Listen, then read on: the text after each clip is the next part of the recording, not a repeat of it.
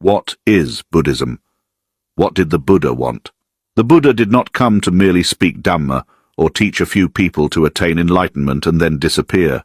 The Buddha did not come to teach us to cling to scriptures or any specific principles. What he taught is to avoid clinging to anything.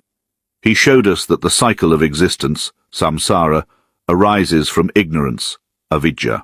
He encouraged us to be aware within ourselves, not to project our minds outward, and not to flow along with thoughts because they are merely conventions and sources of suffering. Fabrication and thought create all phenomena. When we awaken within, we see that thoughts are just thoughts, without inherent self. They are simply expressions of nature. Even the act of awareness itself is a natural phenomenon. The nature of sentient beings has never known true emptiness, because it flows with the fabrications of thought, driven by mental formations.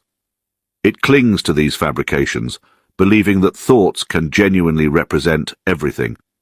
Thought tells us that this is our body, and we believe it. Thought tells us that we are men or women, and we believe it.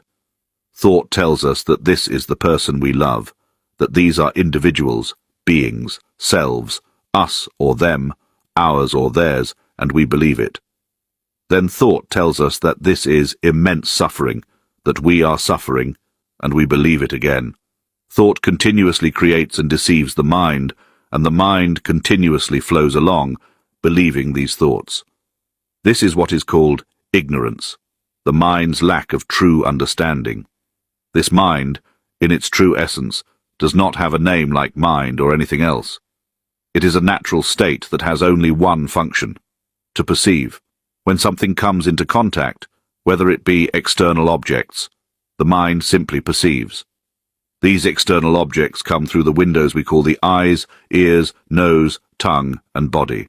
These are called rupa dhamma, or material forms.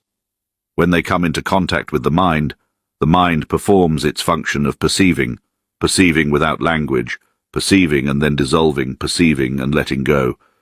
It is a perception free from fabrication, free from clinging, a natural form of knowing.